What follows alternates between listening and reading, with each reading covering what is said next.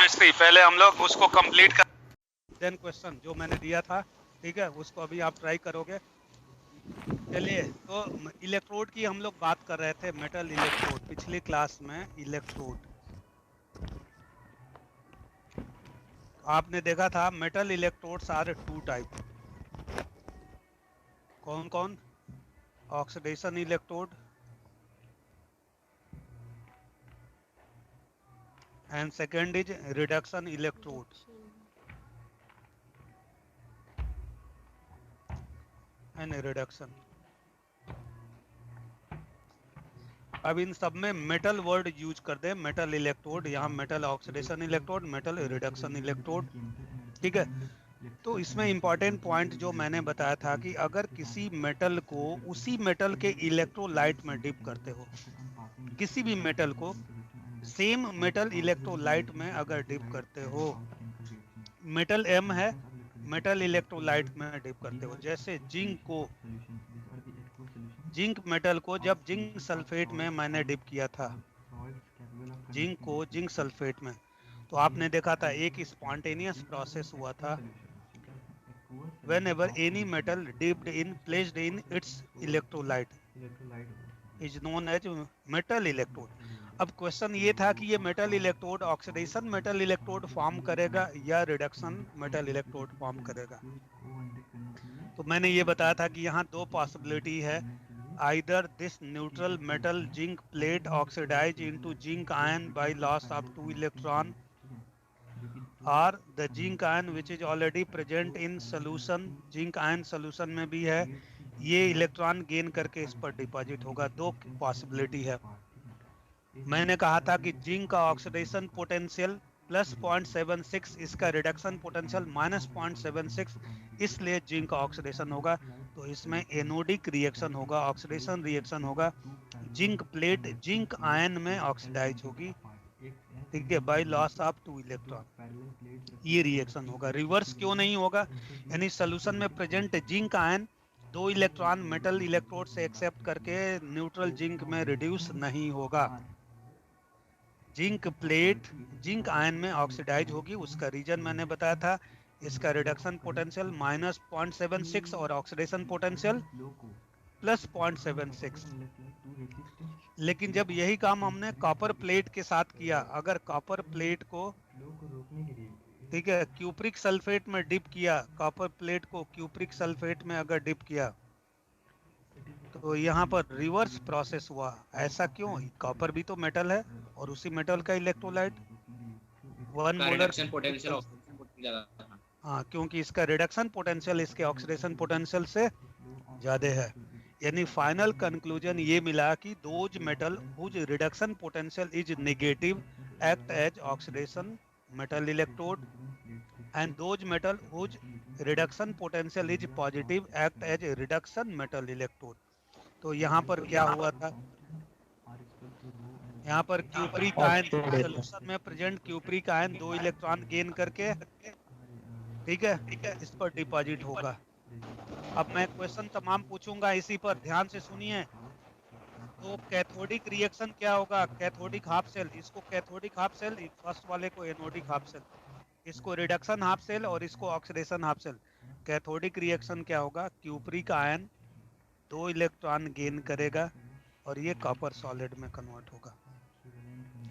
मैंने ये बताया था कि अगर दोनों हाफ सेल को हमने कनेक्ट नहीं किया, तो आप बताइए इस सल्फेट, इस सोल्यूशन में excess sulphate ion, cupric ion तो गया, इस पर डिपॉजिट हो गया, सल्फेट एनायन एक्सेस होगा ना, तो सोल्यूशन निगेटिव चार्ज में कन्वर्ट होता जाएगा। और यहाँ जब जिंक जाकर जिंक आयन इसमें ऑक्सीडाइज हो गया, सोल्यूशन में आ गया, तो यहाँ सोल्यूशन पॉजिटिव चार्ज में कन्वर्ट होता है। सोल्यूशन में एक्सेस पॉजिटिव चार्ज और प्लेट पर नेगेटिव चार्ज डेवलप होता जाएगा। यहाँ उल्टा होगा, प्लेट पर पॉजिटिव चार्ज और सोल्यूशन में एक्सेस नेगेटिव, सोल्यूशन में एक्सेस नेगेटिव चार्ज। जो सल्फेट एनायन एक्सेस है वो सोल्यूशन में एक्सेस नेगेटिव चार्ज, और प्लेट पर पॉजिटिव चार्ज क्यों आया? क्योंकि ये क्यूप्रिक आयन प्लेट पर गया और प्लेट से ही इसने 2 इलेक्ट्रॉन एक्सेप्ट किया। कॉपर मेटल के पास बहुत सारे मोबाइल इलेक्ट्रॉन हैं, तो मेटल इलेक्ट्रोड इलेक्ट्रॉन डिफिशियंट हो गया, कॉपर मेटल इलेक्ट्रोड, जबकि zinc metal electrode electron rich हो गया। ये कब तक ये प्रोसेस होगा? हमने कोई बैटरी नहीं अप्लाई किया, बाहर से कोई एनर्जी नहीं दी, ठीक है, ये दोनों प्रोसेस अपने आप हो रहे हैं स्पॉन्टेनियस। ये कब तक प्रोसेस होगा? कब तक न्यूट्रल जिंक आयन में ऑक्सीडाइज होता रहेगा? जैसे ही इसका रिडक्शन पोटेंशियल 0.76 होगा, 0.76, सोल्यूशन पॉजिटिव चार्ज में और प्लेट नेगेटिव चार्ज में, प्लेट और सोल्यूशन के बीच में जो इलेक्ट्रोड पोटेंशियल होगा, पोटेंशियल डिफरेंस होगा, वो पोटेंशियल डिफरेंस जैसे ही 0.76 होगा, अब ये इक्विलिब्रियम में आ जाएगा। अब सोल्यूशन में पॉजिटिव चार्ज कांस्टेंट हो जाएगा, प्लेट पर नेगेटिव चार्ज कांस्टेंट होगा। सिमिलरली इस रिडक्शन हाफ सेल में भी सेम प्रोसेस होगा। कब तक? कॉपर इस पर जाकर डिपॉजिट होगा, सोल्यूशन में नेगेटिव चार्ज डेवलप होता जा रहा है और प्लेट पर पॉजिटिव चार्ज, जैसे ही इसका पोटेंशियल डिफरेंस 0.34 होगा वोल्ट, अब ये भी इक्विलिब्रियम में आ जाएगा। ठीक है, ये एनोडिक हाफ सेल और ये सेकेंड वाला कैथोडिक हाफ सेल। फर्स्ट वाले को ऑक्सीडेशन हाफ सेल, सेकेंड वाले को रिडक्शन हाफ सेल। अब जरा ध्यान से, अब जैसे ही इनको मैंने कनेक्ट किया, एक वायर लिया और इस एनोड को इस वायर बीच में एक बल्ब ले लिया और इस एनोड को मैंने कैथोड से जैसे ही कनेक्ट किया, बताओ क्या होगा? अब ये दो हाफ कुछ देर सेल के थे, लिए जब तक कनेक्ट नहीं किया था हाफ सेल थे, अब कनेक्ट करते ही ध्यान देना क्या होगा? इलेक्ट्रॉन की डायरेक्शन, इलेक्ट्रॉन एनोड से कैथोड की तरफ मूव करेगा।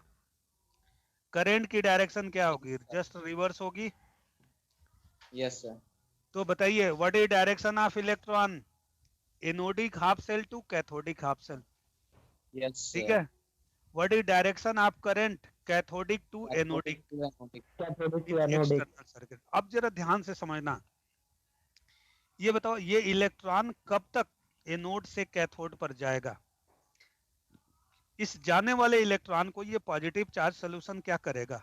अट्रैक्ट करेगा कि नहीं? सोल्यूशन में तो एक्सेस पॉजिटिव चार्ज है, एक्सेस जिंक आयन आ गए, और इस इंटर करने वाले इलेक्ट्रॉन को, जो इलेक्ट्रॉन इसमें इंटर करेगा, उस इंटर करने वाले इलेक्ट्रॉन को ये निगेटिव चार्ज सोल्यूशन क्या करेगा?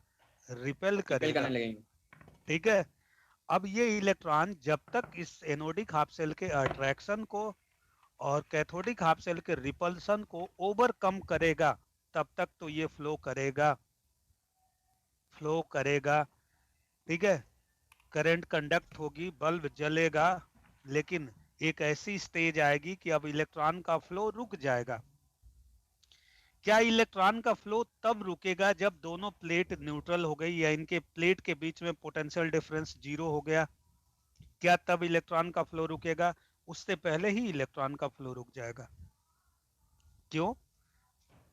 होना तो यही चाहिए कि इलेक्ट्रॉन इस एनोड से कैथोड तक तब तक मूव करना चाहिए जब तक दोनों इलेक्ट्रोड सेम पोटेंशियल पर नहीं आ गए, लेकिन सर उससे लेकिन पहले जो ही, रिपेल करेगा उसकी वजह से। हाँ, लेकिन उससे पहले ही रुक गया, क्योंकि ये पॉजिटिव चार्ज सोल्यूशन इस जाने वाले इलेक्ट्रॉन को अट्रैक्ट कर रहा है, ये नहीं, निगेटिव चार्ज सोल्यूशन इस आने वाले इलेक्ट्रॉन को रिपेल करेगा।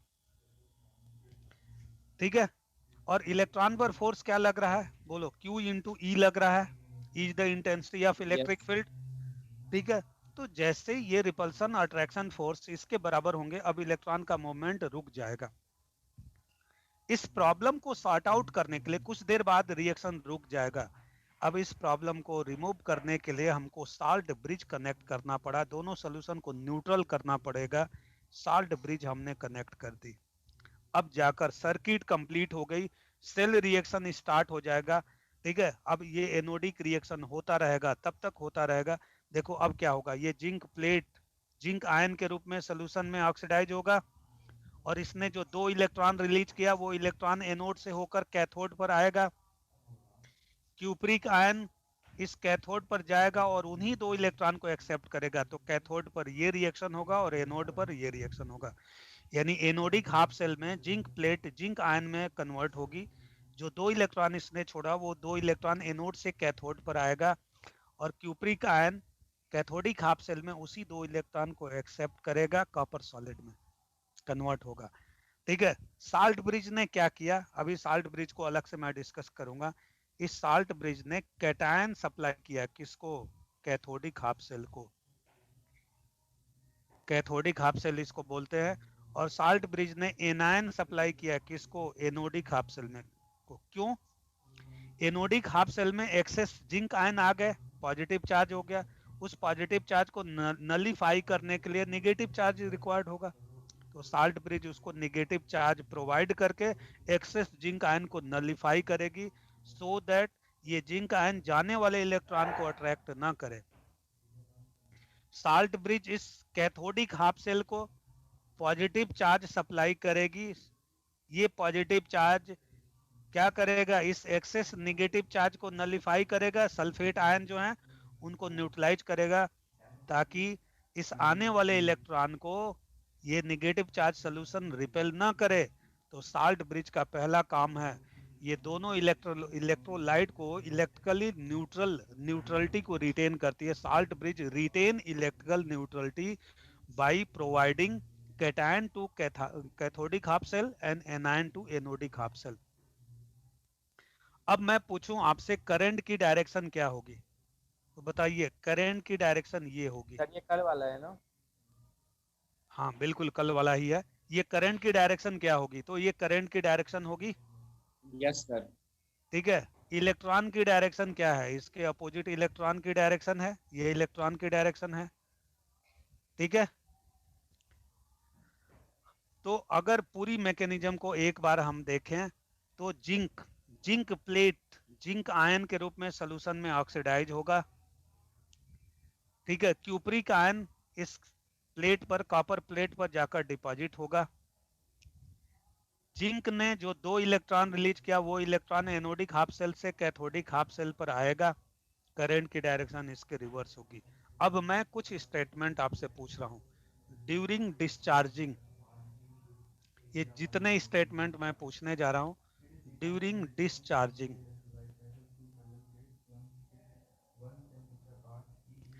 डिस्चार्जिंग का मतलब समझ रहे हो? डिस्चार्जिंग में क्या होगा? When chemical energy converted into electrical, chemical energy किस में कन्वर्ट होगी? केमिकल रिएक्शन की वजह से इलेक्ट्रिसिटी जनरेट हो रही है। Chemical energy converted into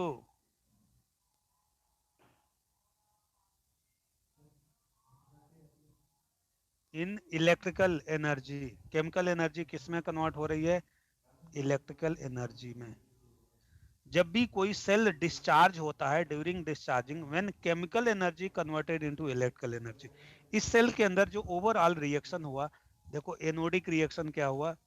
zinc plate, neutral zinc plate zinc ion में ऑक्सीडाइज हो रही है by loss of 2 electron. Cathodic reaction क्या हुआ? कैथोडिक हाफ सेल में क्यूप्रिक आयन 2 इलेक्ट्रॉन एक्सेप्ट करके कॉपर सॉलिड में कन्वर्ट हुआ। ओवरऑल रिएक्शन अगर ऐड करें तो 2 इलेक्ट्रॉन से 2 electron cancel. Overall reaction neutral zinc plate plus cupric ion equal to zinc ion plus copper solid. ये overall cell reaction है। देखो ये एनोडिक हाफ सेल रिएक्शन है, ये कैथोडिक हाफ सेल रिएक्शन है, ये ऑक्सीडेशन रिएक्शन है और ये रिडक्शन रिएक्शन है। बट ओवरऑल सेल रिएक्शन जब दोनों को ऐड किया, इलेक्ट्रॉन से इलेक्ट्रॉन कैंसिल होना चाहिए। एनोडिक हाफ सेल में जो 2 इलेक्ट्रॉन का लॉस हो रहा है वही 2 इलेक्ट्रॉन तो कैथोडिक हाफ सेल में गेन किया जा रहा है। ये नेट सेल रिएक्शन है। अब मेरे क्वेश्चन का आंसर दीजिए। ये लाइन मैंने लिखा ड्यूरिंग डिस्चार्जिंग ब्रैकेट में मैंने लिखा when chemical energy converted into electrical energy. बताइए what is direction of electron? Anode to cathode. सभी लोग ये पिक्चर सामने एनोडिक रखते हुए समझते हाफ हुए एनोडिक बताएंगे। To half cathodic product. हाँ, direction of electron. Anodic to cathodic. Direction of electron बताइए। Anode to half cathode. Anodic cell to anode to cathode. ठीक है। और एक बड़ा डिफरेंस, इलेक्ट्रोलिटिक सेल में एनोड को हमने पॉजिटिव प्लेट बोला था, बट यहाँ एनोड निगेटिव प्लेट होगा। ऐसा क्यों? यहाँ एनोड को निगेटिव प्लेट बोलते हैं, ऐसा क्यों? दिस इज निगेटिव प्लेट और इसको सर पॉजिटिव उसके प्लेट। नोड में सर इलेक्ट्रॉन सर हो जाते हैं और हाँ, क्योंकि ये लो पोटेंशियल पर है, इलेक्ट्रॉन रिच है, निगेटिव इलेक्ट्रोड, और ये हाई पोटेंशियल पर है, इस पर प्लस चार्ज डेवलप हो रहा था ना, हो जाता ये है। Positive electrode. जबकि इलेक्ट्रोलिटिक सेल में एनोड पॉजिटिव होता है, इलेक्ट्रोड होता है, और कैथोड निगेटिव। ये एक बड़ा डिफरेंस। ड्यूरिंग डिस्चार्जिंग, ये जो भी मैं पूछूंगा ड्यूरिंग डिस्चार्जिंग, ये पिक्चर आपको सामने रखते हुए सारी मैकेनिज्म फिर से मैं एक बार कंप्लीट कर रहा हूँ। देखो होगा क्या, ये जिंक प्लेट जिंक आयन में सोल्यूशन में ऑक्सीडाइज होगा। इसने जो 2 इलेक्ट्रॉन छोड़ा, वो 2 इलेक्ट्रॉन वायर से होते हुए बल्ब को ग्लो करते हुए वही 2 इलेक्ट्रॉन यहाँ पर आएगा। उस 2 इलेक्ट्रॉन को ये क्यूपरिक आयन कैथोड पर जाएगा और उसी 2 इलेक्ट्रॉन को एक्सेप्ट करके कॉपर इस पर डिपॉजिट होता जाएगा। कॉपर सॉलिड, यानी cathodic plate yes sir. Thicker होती जाएगी, एनोडिक प्लेट हमारी यस थिनर होती जाएगी। बट अभी सर्किट कंप्लीट नहीं हुई, अभी तो इलेक्ट्रॉन एनोड से कैथोड आया। अब साल्ट ब्रिज में जरा देखिए, साल्ट ब्रिज से कैटायन जाएगा कैथोडिक हाफ सेल की तरफ, साल्ट ब्रिज का एनायन जाएगा एनोडिक हाफ सेल की तरफ, A for anion, A for anodic half cell. तो what is direction of cation in salt bridge during discharging? What is direction of electron in salt bridge? What is direction of current in salt bridge? ये तमाम question मैं पूछूंगा। चलिए next question. तो direction of electron, लेकिन ये याद रखना कब? During discharging. अगर रिचार्जिंग के दौरान मैं पूछूं तो ठीक उल्टा हो जाएगा, उल्टा हो कैथोड। जाएगा। हाँ, चलिए direction of current, cathode to anode. half cathodic to half anodic cell. हाँ, cathode to anode, cathode to anode. Half word बोलने की जरूरत नहीं, सिर्फ कैथोडिक बोल रहा हूं तो ये दोनों हाफ सेल है, कैथोड टू एनोड। लेकिन कब? When chemical energy is going to Discharge होगा जब. कन्वर्ट इनटू, जब डिस्चार्ज हो इलेक्ट्रिकल रहा है, एनर्जी। जब हम उससे इलेक्ट्रिसिटी कंज्यूम कर रहे हैं, यानी ये केमिकल रिएक्शन से इलेक्ट्रिसिटी प्रोड्यूस कर रहा है, डिस्चार्ज हो रहा है। ठीक है, चलिए direction of cation in salt bridge, direction of cation in salt bridge बताइए। towards cathode. Direction of cation, cation in salt bridge, बोलिए। Towards सिर्फ cathode. anode to Cathode. cathode. तरफ हाँ, cation, C for cation, cations towards cathode. Cathode की तरफ जाएगा। किधर से किधर? तो anode to Anode cathode, to cathode. Anode से कैथोड की तरफ, यही आपसे पूछा जाएगा। अच्छा, जितना कुछ बता रहा हूँ ये सब कुछ उल्टा हो जाएगा कब? जब ये सेल रिचार्ज होगा। अभी चार्जिंग में होगा। बताऊंगा रिचार्ज कब होगा, एनसीईआरटी ने यहीं से स्टार्ट किया है। हाँ सर। हाँ, सर जो सॉल्ट ब्रिज सर मतलब इधर एनायन भेज रहा है उधर कैटायन भेज रहा है, तो ये हाँ। मतलब ट्रांसफर कर रहा है कि अपने से मतलब वो भेज रहा है सर? अब उसका उसके कंफ्यूजन अपने खुद के इलेक्ट्रोलाइट, साल्ट ब्रिज में जो इनर्ट इलेक्ट्रोलाइट हमने भरा था ना, वो अपना हाँ, वो इलेक्ट्रोलाइट दूसरा। भेज रहा है, नहीं ट्रांसफर नहीं कर रहा है। देखो मतलब बाद अपना में पोरस प्लेट, ये जो साल्ट ब्रिज है वो अपना कैटायन इसको दे रहा है, अपना एनायन दे रहा है। समझ ये गया। ऐसा नहीं कि इधर का करने के लिए कैटायन अपना उधर देना बस। ट्रांसफर कर रहा है, वो तो जब पोरस पार्टीशन करते हैं तब ऐसा होता है। मतलब अपना बैलेंस करने के लिए अपना अपना भेज रहा है वो। हाँ, अपना कैटायन भेज रहा है। साल्ट ब्रिज में जो हमने कैटायन और एनायन भरा था ना, इनर्ट इलेक्ट्रोलाइट, अगर अगर मैं बॉयल किया, उसको ठंडा किया, यू ट्यूब में फिल किया, फिर इसको फिट कर दिया, इसके माउथ को ग्लास फाइबर कॉटन से प्लग करके, तो ये अपना कैटायन एनायन दे रहा है। ऐसा नहीं कि इधर का जिंक आयन इधर जा रहा है और इधर का एनायन इधर आ रहा है, ऐसा नहीं। ऐसा होता है लेकिन कब? जब दो हाफ सेल पोरस पार्टीशन से सेपरेटेड होते हैं, इधर कैथोडिक है और इधर एनोडिक है। इधर जिंक होता है, जिंक सल्फेट का इलेक्ट्रोलाइट, और इधर कॉपर होता है, कॉपर, और बीच में पोरस पार्टीशन होता है, तब ऐसा होता। तो कई सेल में हम लोग साल्ट ब्रिज को पोरस पार्टीशन से रिप्लेस करते हैं, तब ऐसा होता। ऐसा नहीं हो रहा साल्ट ब्रिज। साल्ट ब्रिज इसलिए यूज करते हैं, salt bridge stop intermixing of cathodic and anodic electrolyte. Salt bridge को मैं अलग से उसका फंक्शन, उसकी सारी बातें डिस्कस करूंगा। अभी इस सेल में जो हो रहा है मैं उसकी बात कर रहा हूं। चलिए direction of anion So in cathode to salt anode. Bridge, Cathode to anode. Cathode to cathode, anode. लेकिन कब, ये भूल जाते हैं हम लोग, ये ड्यूरिंग सर डिस्चार्ज, discharging है सर. In डिस्चार्जिंग के discharging. दौरान कैथोड टू एनोड, Yes. ठीक है। What is direction of current in salt bridge, direction of current, direction of I current in salt bridge. Anode to cathode. Anode to cathode. सभी लोग देखकर बताएंगे, सोच कर बताएंगे। देखिए ये एनोड है Anode to हमारा, cathode. एनोडिक हाफ ये सेल, anode to और cathode. ये कैथोडिक हाफ सेल है।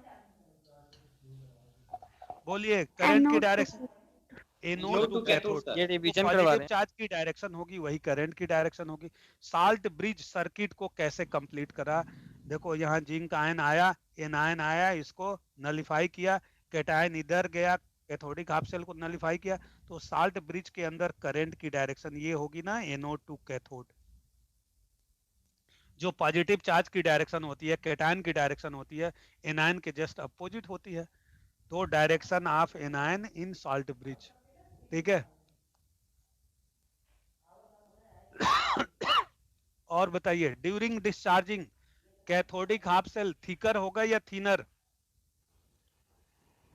सर Sir, कैथोडिक थिकर होगा. एकदम ड्यूरिंग मोटा होता जाएगा. Cathodic half cell becomes during discharging, ये डिस्चार्जिंग इलेक्ट्रॉन के जाके दौरान, उसके कॉपर के साथ. हाँ, cathodic half cell becomes thicker while anodic half cell becomes thinner and thinner. ना तो cathodic, cathode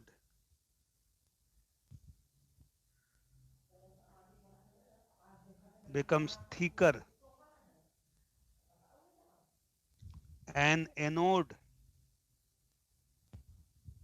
becomes thinner, thinner. ठीक है। अगला क्वेश्चन के लिए तैयार रहिए। What will be effect on concentration of anodic half cell?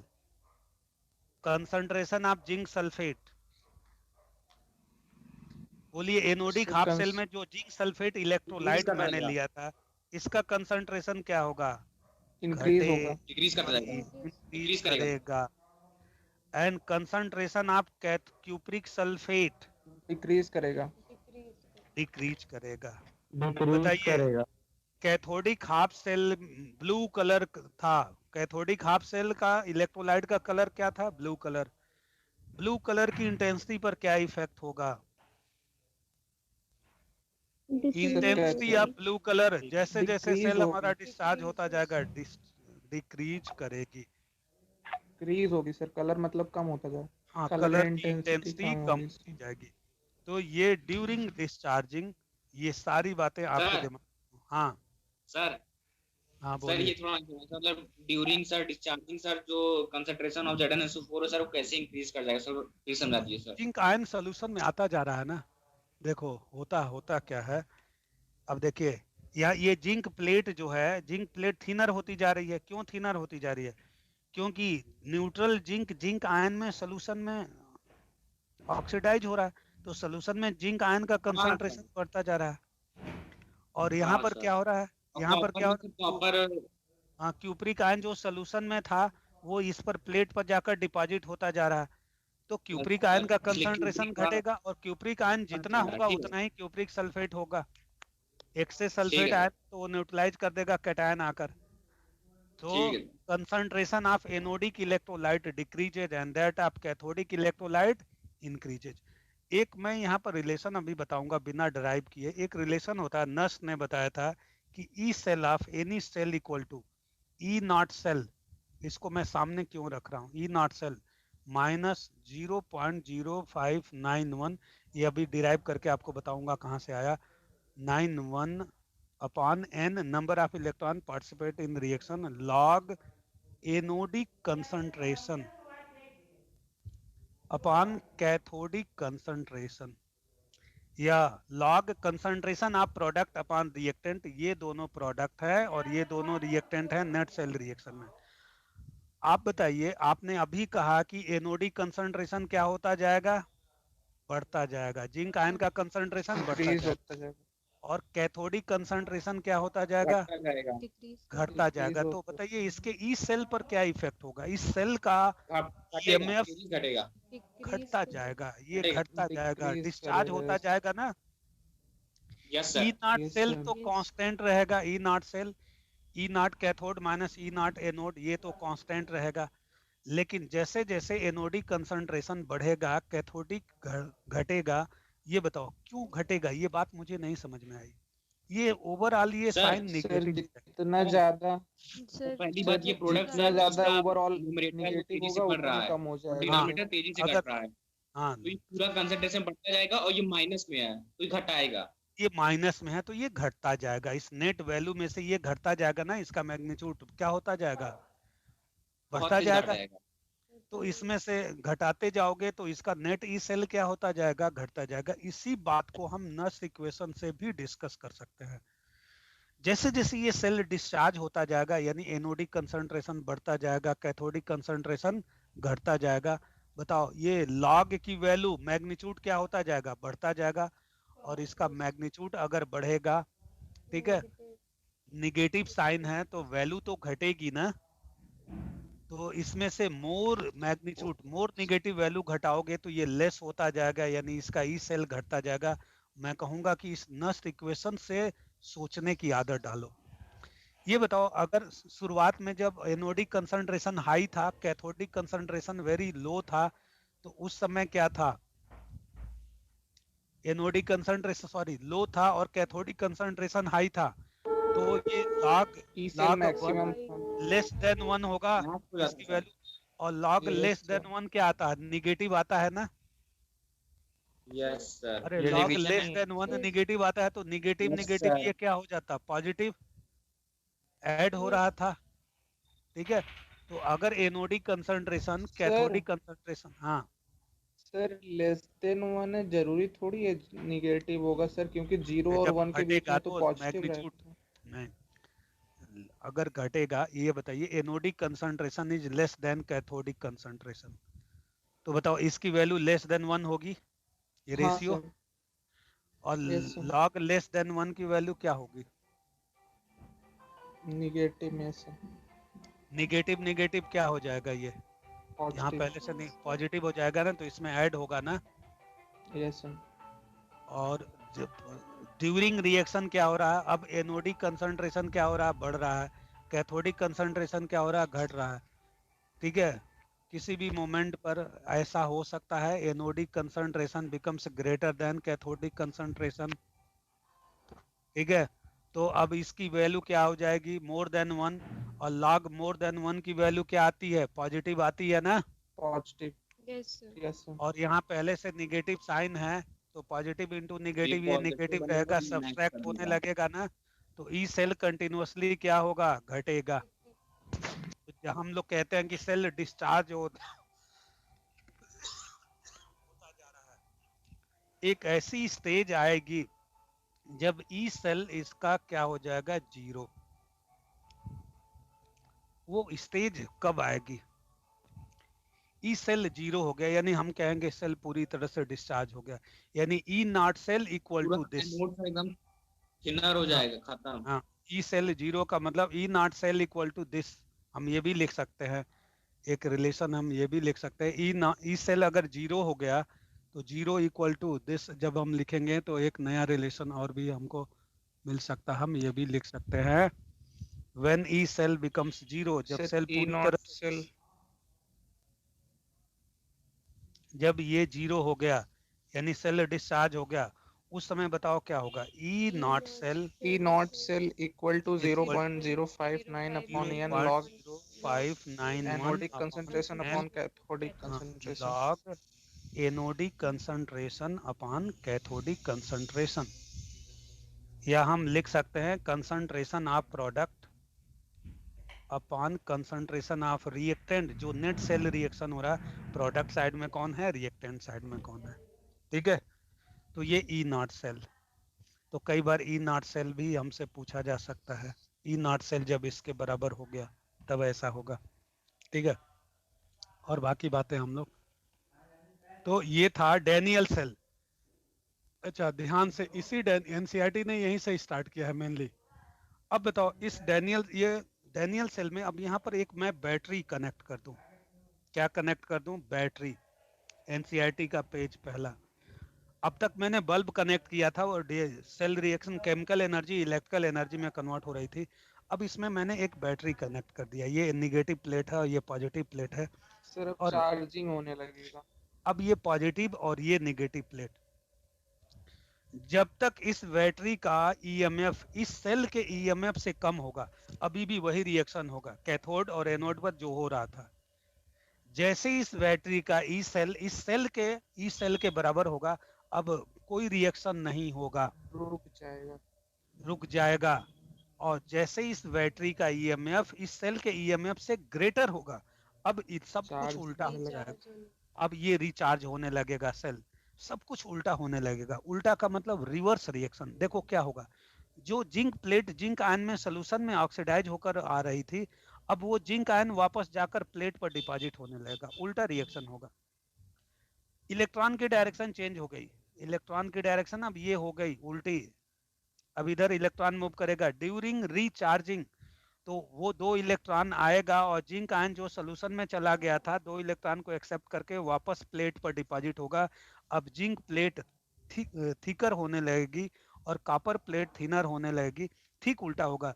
जो क्यूप्रिक आयन सोल्यूशन से कैथोड पर जाकर डिपॉजिट हो चुका था, अब वो क्यूप्रिक आयन वापस क्या होगा? सर बोलिए, रिवर्स डिस्चार्ज रिएक्शन, होगा। डिस्चार्ज होगा। ठीक है, तो सारे रिएक्शन रिवर्स हो जाएंगे। अब ये कॉपर प्लेट क्यूप्रिक आयन में सोल्यूशन में आएगी वापस।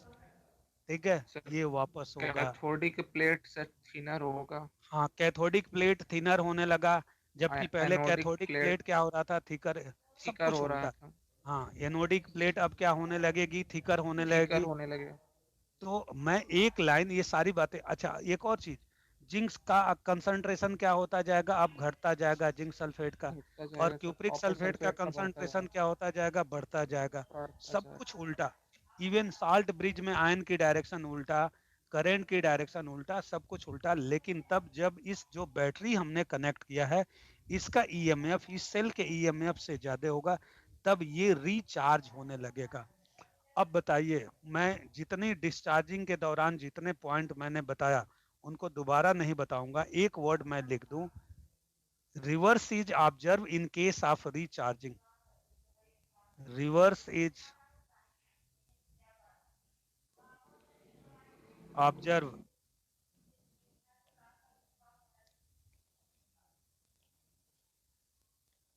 इन case of recharging.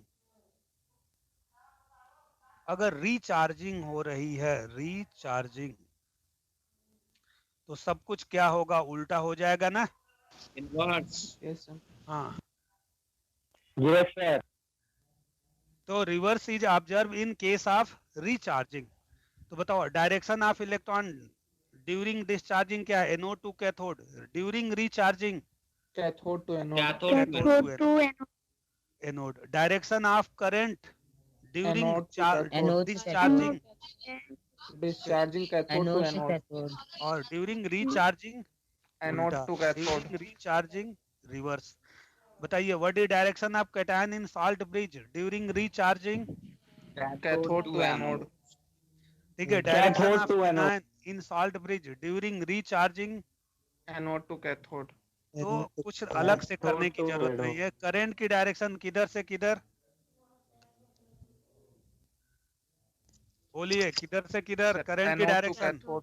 Anode to anode cathode to to anode, cathode. Anode to cathode to cathode. Anode. ठीक है, अब बताइए, during discharge during recharging cathodic plate becomes thinner while anodic becomes thicker and thicker. सब कुछ उल्टा होने लगेगा ना? Yes sir. ठीक है, during recharging concentration of anodic electrolyte decreases. Decreases. जो बढ़ रहा था वो घटेगा डिक्रीजेस। और जो घट रहा था वो बढ़ेगा। बढ़ेगा उल्टा सर। तो हम लोग अच्छा बढ़ेगा। सोचते हैं, तो उल्टा तो अच्छा सोचते हैं ना। तो ये ग्रीन कलर रिवर्स डायरेक्शन के लिए बता रहा है। ठीक है, एक और बड़ा चेंज, बड़ा चेंज। ये बताओ जिस समय बैटरी डिस्चार्ज हो रही थी केमिकल एनर्जी इलेक्ट्रिकल एनर्जी में कन्वर्ट हो रही थी, इलेक्ट्रिसिटी पैदा हो रही थी। लेकिन जब बैटरी रिचार्ज होगी तो अब इलेक्ट्रिकल एनर्जी केमिकल एनर्जी में कन्वर्ट होगी, क्योंकि ये जो बैटरी जो रिचार्ज कर रही है इसको हाई पोटेंशियल की, ठीक है, वो तो इलेक्ट्रिसिटी सप्लाई कर रही है ना, इलेक्ट्रॉन की डायरेक्शन रिवर्स करने के लिए ये बैटरी रिस्पॉन्सिबल है। तो अब क्या होगा, इलेक्ट्रिकल एनर्जी केमिकल एनर्जी में कन्वर्ट होगी। तो ड्यूरिंग रिचार्जिंग उल्टा हो जाएगा, ये भी उल्टा हो जाएगा। ये इधर से इधर क्या है, ड्यूरिंग डिस्चार्जिंग, तो रिचार्जिंग के दौरान क्या हो जाएगा, उल्टा हो जाएगा ना। सब कुछ उल्टा Yes, आपको sir. करना है। एग्जामिनर आपको बस छोटा सा रिचार्जिंग और डिस्चार्जिंग, ये रिचार्जिंग और डिस्चार्जिंग वर्ड चेंज करके आपसे गलत करा लेता है। आप सावधान रहिएगा। डिस्चार्जिंग के दौरान जो भी कुछ हो रहा है, डिस्चार्जिंग के दौरान केमिकल एनर्जी इलेक्ट्रिकल एनर्जी में कन्वर्ट हो रही है, इलेक्ट्रिसिटी जनरेट हो रही है। रिचार्जिंग के दौरान इलेक्ट्रिकल एनर्जी केमिकल एनर्जी में कन्वर्ट होगी, इलेक्ट्रिसिटी कंज्यूम होगी और केमिकल रिएक्शन होगा। फॉरवर्ड रिएक्शन स्पॉन्टेनियस था, बैकवर्ड रिएक्शन नॉन स्पॉन्टेनियस था, फिर उसके लिए बैटरी इसको स्पॉन्टेनियस बना रही है। रिचार्जिंग के दौरान सब कुछ रिवर्स हो जाएगा। ये डैनियल सेल की ओवरऑल मैकेनिज्म है, डैनियल सेल, ठीक है। इतने सारे स्टेटमेंट पॉसिबल है जो पूछे जा सकते हैं आपके मॉड्यूल में। आपके टारगेट में बस एक पेज में थोड़ा सा बनाकर 2-4 बातें कर दी गई हैं, लेकिन ये सारी बातें पता होनी चाहिए इस लेवल पर, ठीक है, कि सेल के अंदर क्या हो रहा है, कैसे हो रहा है, ठीक है, इस सेल को हम कैसे रिप्रेजेंट करते हैं। तो ये था डैनियल सेल। इसका नेट सेल रिएक्शन आपने देखा।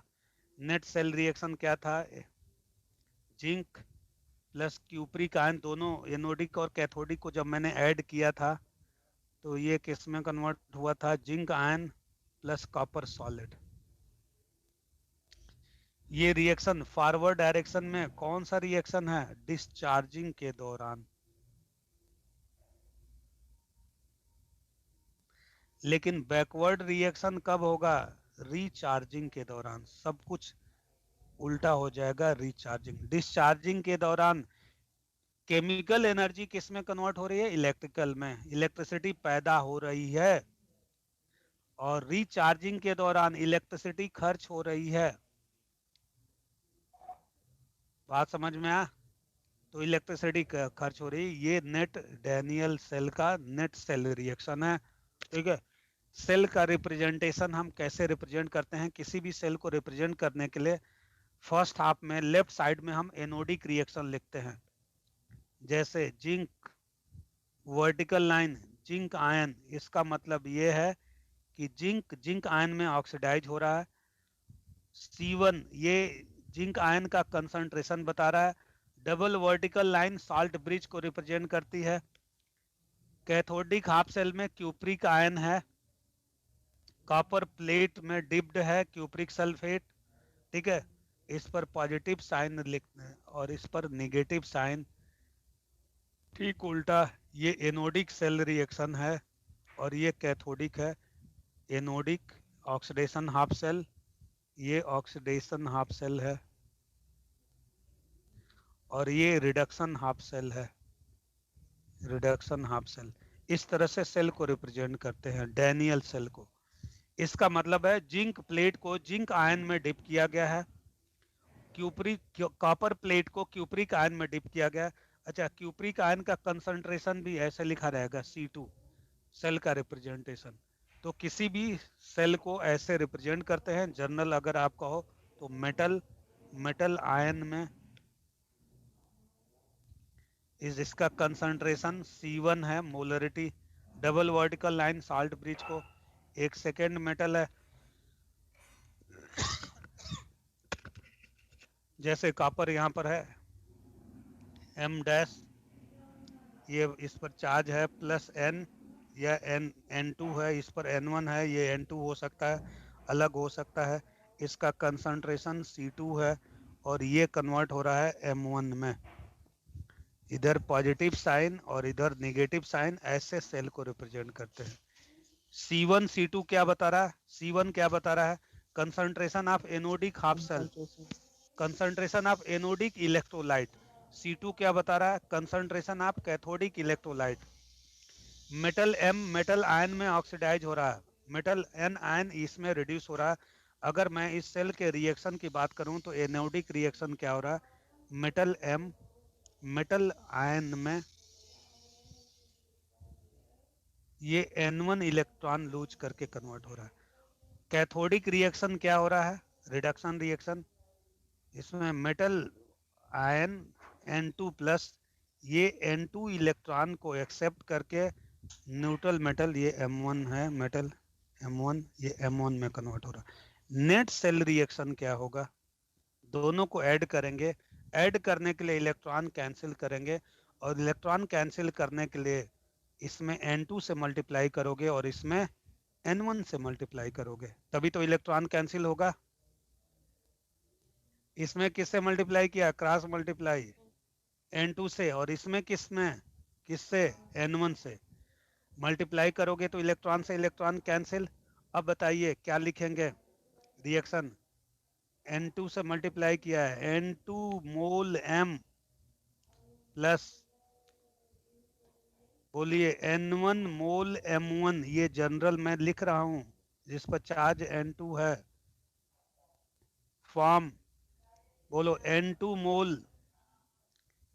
मोल M plus N1 general form में, और प्लस ये N1 से मल्टीप्लाई किया N1 मोल M1। ये हमारा नेट सेल रिएक्शन होगा। इस सेल रिएक्शन के लिए जो N फैक्टर होगा, नंबर ऑफ इलेक्ट्रॉन, वो N1 इंटू N2 होगा। N1 इंटू N2 ये N फैक्टर होगा। नस्ट इक्वेशन लिखते समय ये प्रोडक्ट साइड में और ये रिएक्टेंट साइड में जो सॉलिड है इसका एक्टिव मास 1 लेंगे। इसके लिए जब हम नस्ट इक्वेशन लिखेंगे जनरल थोड़ा सा, तो ई सेल इक्वल टू हम लिखेंगे ई नॉट सेल, पेशेंस रखना, E naught cell minus 0.0591 upon n की वैल्यू यहाँ क्या होगा? N1 इंटू N2 लॉग, बोलो concentration of product upon reactant. ये सॉलिड है, ये भी सॉलिड है। आपने इक्विलिब्रियम चैप्टर में पढ़ा होगा, किसी भी सॉलिड सब्सटेंस का एक्टिव मास 1 होता है, यूनिटी कैंसिल कर दिया, तो इस पर लिखूंगा मैं M plus N1 power N2, जो कोफिशिएंट होता है वो पावर के फॉर्म में आ गया, अपॉन ये प्रोडक्ट साइड में है ना, ये तो सॉलिड था N1 मोल, ये तो सॉलिड कैंसिल हो गया, ये भी सॉलिड है, ये सॉलिड है, ये भी मेटल सॉलिड है, कैंसिल हो गया, अपॉन इधर देखिए जो आयन है सिर्फ आयन को लिखोगे, अपॉन M1 जिस पर चार्ज N2 है, पावर इसका कोफिशिएंट N1 कोफिशिएंट है ना, ये पावर के फॉर्म में है। ये मैंने जनरल आपको बताया, ठीक है। तो ये बताइए इस डैनियल सेल में जो बैटरी अप्लाई की गई है, अगर बैटरी का ईएमएफ इस सेल के ईएमएफ से कम होगा तो बताओ क्या होगा? रिएक्शन फॉरवर्ड डायरेक्शन में होगा, ये डिस्चार्ज होगा। लेकिन जैसे ही इस बैटरी का ईएमएफ इस सेल के ईएमएफ के बराबर होगा, अब एनोड कैथोड पर कोई रिएक्शन नहीं होगा, रुक जाएगा, रिएक्शन रुक जाएगा। और जैसे ही बैटरी का ईएमएफ इस सेल के ईएमएफ से ज्यादा होगा, अब रिएक्शन रिवर्स हो जाएगा, यानी ये रिचार्ज होने लगेगा, ठीक है। तो ये डैनियल सेल की बात थी, डैनियल सेल की mechanism, EMF of the Daniell cell. हाँ बोलिए। हाँ बोलिए। आपने जो N1 N2 बताया है वो सर जो मेटल पे जो चार्ज है उसको रिप्रेजेंट, मतलब N फैक्टर तो उसी को सर रिप्रेजेंट करेगा, जो चार्ज मतलब बैलेंस। देखो यहाँ पर नंबर ऑफ इलेक्ट्रॉन सेम नहीं थे ना, यहाँ N1 इलेक्ट्रॉन लूज किया गया और इसमें N2 इलेक्ट्रॉन गेन किया गया, N2 इलेक्ट्रॉन गेन किया गया। अगर ये दोनों सेम होते तो कैंसिल हो जाते, इसलिए मुझे इसमें N2 से मल्टीप्लाई करना पड़ा इलेक्ट्रॉन को बराबर करने के लिए, और इसमें N1 से मल्टीप्लाई करना पड़ा। जब भी दो हाफ सेल रिएक्शन को ऐड करोगे तो इलेक्ट्रॉन मस्ट बी कैंसिल। क्यों? एनोड पर जितने इलेक्ट्रॉन का लॉस होगा, सेम नंबर ऑफ इलेक्ट्रॉन का कैथोड पर गेन होगा। यस इस सर। एनोडिक रिएक्शन में इसने जितने इलेक्ट्रॉन लूज किया सेम नंबर ऑफ इलेक्ट्रॉन यहाँ गेन होगा। ऐसा तो कभी नहीं होगा कि इसने n1 इलेक्ट्रॉन लूज किया और ये n2 इलेक्ट्रॉन गेन करेगा। तो ये नंबर ऑफ इलेक्ट्रॉन बराबर करने के लिए इसमें n2 से मल्टीप्लाई कर दिया एनोडिक वाले रिएक्शन में, और कैथोडिक वाले में n1 से। इसके n फैक्टर से इसमें और इसके n फैक्टर से इसमें। हाँ, हाफ सेल रिएक्शन के लिए मैं पूछूं n फैक्टर क्या होगा तो n1। सेकेंड रिडक्शन रिएक्शन के लिए n फैक्टर क्या होगा n2। सेल रिएक्शन के लिए n फैक्टर क्या होगा तो n1 इंटू n2। ये n1 इंटू n2। अब देखो ये सॉलिड, जो सॉलिड मेटल था उसका एक्टिव मास 1, और इधर भी जो सॉलिड सब्सटेंस है उसका एक्टिव मास 1। और जो आयन है जिनका कंसंट्रेशन टाइम के साथ चेंज होगा, जैसे प्रोडक्ट साइड में आयन ये है, कौन प्रोडक्ट साइड में आयन N1, ये आयन बना ना N1। और रिएक्टेंट साइड में कौन सा आयन है, ये है, इधर आएगा। तो ये N1 मोल, इसमें N1 से मल्टीप्लाई किया था, ऊपर वाले में N2 से, तो ये N2 मोल जिस पर चार्ज N1 है, और ये N1 मोल जिस पर चार्ज N2 है। तो इन दोनों का कंसंट्रेशन टाइम के साथ चेंज होगा, इसका कंसंट्रेशन बढ़ता जाएगा और इसका घटता जाएगा। इसलिए यहाँ पर सिर्फ इन दोनों आयन का कंसंट्रेशन मैंने रखा। जैसे इधर जिंक और उधर कॉपर बन रहा है, वो तो कैंसिल हो जाएगा ना जिंक और कॉपर का। जैसे नस्ट इक्वेशन में मुझे इसका रखना है, नेट सेल रिएक्शन क्या है, ये है ना। तो मैं क्या लिखूंगा इसके लिए, log concentration of product upon concentration of reactant. Product का कंसंट्रेशन क्या लिखूंगा, लॉग प्रोडक्ट साइड में, ये कॉपर सॉलिड एक्टिव मास 1, ये जिंक सॉलिड एक्टिव मास 1, इसको लिखने की जरूरत नहीं है। मैं लिखूंगा log zinc ion concentration upon cupric ion concentration. इन पर कोई पावर नहीं आएगा क्योंकि कोफिशिएंट 1 1 है। तो ये एनोडिक कंसंट्रेशन और ये कैथोडिक कंसंट्रेशन। यहाँ देखिए एनोडिक कंसंट्रेशन अपॉन कैथोडिक, उसी बात को मैंने जनरल फॉर्म में लिख दिया। ये वास्तव में एनोडिक कंसंट्रेशन है, एनोडिक इलेक्ट्रोलाइट का कंसंट्रेशन, और ये कैथोडिक का। हाँ, इस पर पावर N2 और N1 इसलिए आया, जो कोफिशिएंट होता है वो कंसंट्रेशन टर्म पर पावर के फॉर्म में आ जाता है। इक्विलिब्रियम चैप्टर में हमने पढ़ा था, इस पर पावर N2 और इस पर पावर N1। ठीक है, ये लॉग की वैल्यू इसमें डालेंगे, ई सेल हमको दिया रहेगा, ई नॉट सेल कैथोड और एनोड का। इस तरह से हम सेल रिएक्शन निकालते हैं। इसकी बात हम लोग आगे करेंगे, सारे इलेक्ट्रोड करने के बाद, अलग अलग इलेक्ट्रोड करने के बाद। इससे पहले मैं आपको इलेक्ट्रोकेमिकल सीरीज कराऊंगा, इसके बाद मैं इलेक्ट्रोड और सेल पर आऊंगा। इलेक्ट्रोकेमिकल सीरीज आपके मॉड्यूल के अनुसार। जिस तरह से पीरियाडिक टेबल का बहुत बड़ा रोल है, पीरियाडिक टेबल बहुत सारी केमिस्ट्री को हमको सिखाती है, वैसे ही इलेक्ट्रोकेमिस्ट्री, इलेक्ट्रोकेमिकल सीरीज में अगर किसी मेटल आयन की पोजीशन पता है, उसका रिडक्शन पोटेंशियल या ऑक्सीडेशन पोटेंशियल पता है, तो उस मेटल आयन के विषय में बहुत सारी केमिस्ट्री प्रिडिक्ट की जा सकती है, जो हमको रटने से बचाएगी। तो लिखेंगे application of electrochemical sir series. हाँ सर, जो सॉल्ट ब्रिज है उस रियल सॉल्ट है, मतलब वो सॉल्ट है, सॉल्ट ब्रिज। सॉल्ट ब्रिज में इलेक्ट्रोलाइट फिल करते हैं, इनर्ट इलेक्ट्रोलाइट। सर उसको सॉल्ट ब्रिज बनाते आगे भी मतलब आएगी, अभी बता दूं सॉल्ट ब्रिज या आगे बताऊं। सॉल्ट सर आप ब्रिज जैसे सही लीजिए, समझे। सर आगे भी सॉल्ट क्वेश्चन देख ब्रिज है। लीजिए सर। क्वेश्चन का तो कोई ऑर्डर ही नहीं है। सॉल्ट ब्रिज देखिए, ये क्या होती है, इन्वर्टेड यू शेप ट्यूब होती है, फिट करने के बाद इसको उल्टा करते हैं। तो what is salt bridge, salt bridge को कर लेते हैं। सॉल्ट ब्रिज क्या हो, टाइम कितना बचा उसके अनुसार मैं करूं। Sir 27 minute 26 25 minute. मिनट समझिए। तो what is salt bridge, it is inverted U shaped tube. U shaped है बट इन्वर्टेड, इसको उल्टा कर देंगे ना तो ऐसे फिट होती है ना। तो what is salt yes bridge, sir. It is inverted U shaped tube. ठीक है, फिल्ड विथ इनर्ट इलेक्ट्रोलाइट। इस साल्ट ब्रिज है क्या, inverted U shaped tube filled with, किससे भरी होती है, इनर्ट इलेक्ट्रोलाइट, इनर्ट इलेक्ट्रोलाइट। अब बताओ इनर्ट इलेक्ट्रोलाइट क्या होता है।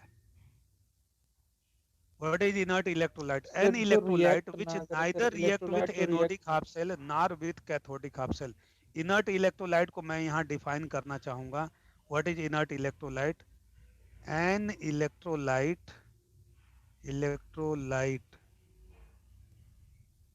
which neither react with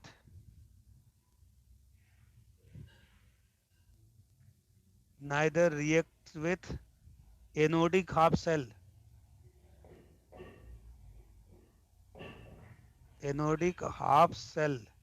nor with cathodic half cell. एक ऐसा इलेक्ट्रोलाइट जो एनोडिक और कैथोडिक हाफ सेल इलेक्ट्रोलाइट से ना रिएक्ट करे, या एनो पूरे सेल की मैं बात कर रहा हूँ, सेल में जो भी प्रेजेंट है, मेटल है और इलेक्ट्रोलाइट है, उससे रिएक्ट ना करे. What is inert electrolyte? An electrolyte which neither react with anodic half cell nor with cathodic half cell. ऐसे इलेक्ट्रोलाइट को इनर्ट इलेक्ट्रोलाइट बोलते हैं. ठीक है. अब क्या करते हैं, इस इनर्ट इलेक्ट्रोलाइट को अगर में बॉयल करते हैं. अगर is a kind of algae, एक एल्गी होता है. तो इस साल्ट ब्रिज को बनाते समय हम इनर्ट इलेक्ट्रोलाइट को अगर में बॉयल करते हैं. बॉयल करने के बाद उसको ठंडा करते हैं और इसको इस साल्ट इन्वर्टेड यू शेप में ट्यूब में फिल कर देते हैं. इनर्ट इलेक्ट्रोलाइट इसमें भर दिया और इसको कॉटन से या ग्लास फाइबर से इसके माउथ को क्या कर देते हैं, प्लग कर देते हैं और फिर इसको इन्वर्ट करके फिट कर देते हैं दो हाफ सेल के बीच में. ऐसे हमने सर फिट कर. हाँ. अगर आपने क्या बताया सर, फिर से बता दीजिए. अगर जो बता रहे थे. अगर is a kind of algae. अगर एक नाम है. अगर ये एक एल्गा होता है. आपने फंजाई, बैक्टीरिया, वायरस, एल्गी पढ़ा होगा ना, शैवाल. हाँ सर. तो अगर एक एल्गी होता है. इस अगर में इस इनर्ट इलेक्ट्रोलाइट को क्या करते हैं, बॉयल करते हैं, ठंडा करते हैं और इस साल्ट ब्रिज में फिल कर देते हैं और इसके माउथ को कॉटन से या ग्लास फाइबर से प्लग कर देते हैं. अब देखो इसका फंक्शन कई बार पूछा गया. What is function of salt bridge? Salt bridge का फंक्शन, ये इंपॉर्टेंट है. इसका फंक्शन मेंटेन न्यूट्रलिटी. आप बताइए. एक टू एक फंक्शन मेंटेन आप. न्यूट्रलिटी. पहला टू फंक्शन, मेंटेन न्यूट्रलिटी. हाँ, it maintain electrical neutrality by providing cation to cathodic half cell and anion to anodic half cell. तो साल्ट ब्रिज क्या करेगी? It maintain electrical neutrality.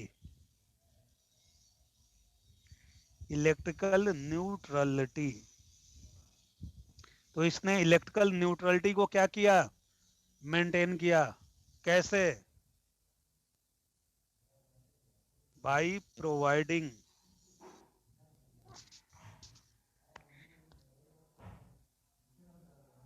cation to cathodic half cell. Cation to cathodic half cell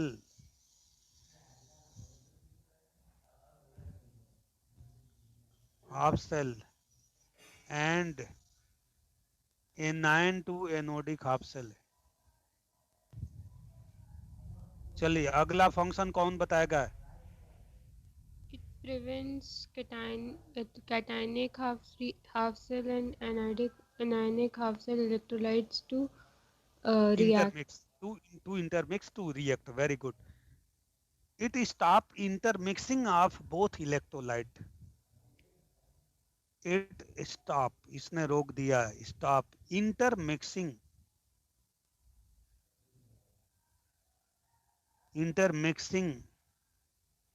of both electrolyte. Both electrolyte का मतलब cathodic and anodic. Convince हो मेरी बात से? Both electrolyte. ठीक है. और देखो बड़ी बात, और कौन बताएगा? एक और. It stop formation of liquid junction potential. जरा ध्यान देना, अगर साल्ट ब्रिज हम नहीं लेते, दोनों इलेक्ट्रोलाइट को अगर सेम कंटेनर में लेते, सेम कंटेनर में अगर दोनों इलेक्ट्रोलाइट हमने ले लिया, तो एनोडिक इलेक्ट्रोलाइट पर पॉजिटिव चार्ज एक्सेस और कैथोडिक में निगेटिव चार्ज एक्सेस होगा ना, तो ये positive charge solution negative charge solution से जहां मिलेंगे वहां लिक्विड लिक्विड जंक्शन पोटेंशियल का फॉर्मेशन होगा। लिक्विड लिक्विड जंक्शन पोटेंशियल, इसको बोलते हैं जंक्शन पोटेंशियल। अगर साल्ट ब्रिज नहीं लिया होता तो ये दोनों इलेक्ट्रोलाइट अगर सेम कंटेनर में होते तो एनोडिक इलेक्ट्रोलाइट में एक्सेस पॉजिटिव चार्ज डेवलप हो रहा है और कैथोडिक इलेक्ट्रोलाइट पर निगेटिव चार्ज, तो लिक्विड लिक्विड जंक्शन पोटेंशियल का फॉर्मेशन हो जाता जो हमारी सेल की इफिशियंसी को वोल्टेज को कम कर देता। तो बड़ा पॉइंट, इट स्टॉप, इसने रोका, it stop formation of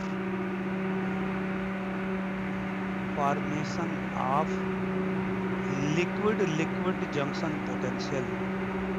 liquid liquid junction potential जहां पर दोनों इलेक्ट्रोलाइट मिलते पॉजिटिव और नेगेटिव चार्ज के साथ, तो लिक्विड लिक्विड जंक्शन पोटेंशियल का फॉर्मेशन होता। और ये लिक्विड लिक्विड जंक्शन पोटेंशियल क्या करता, ये ईएमएफ को क्या कर देता, डिक्रीज कर देता, सब्सट्रैक्ट हो जाता, टोटल सेल के ईएमएफ में से सब्सट्रैक्ट हो जाता। तो it stop formation of liquid liquid junction potential, liquid liquid junction potential formation को इसने रोका। It stop intermixing of both electrolyte, ठीक है। तो ये साल्ट ब्रिज के मेन फंक्शन है। इट मेंटेन इलेक्ट्रिकल न्यूट्रलिटी, और एक और फंक्शन बताइए।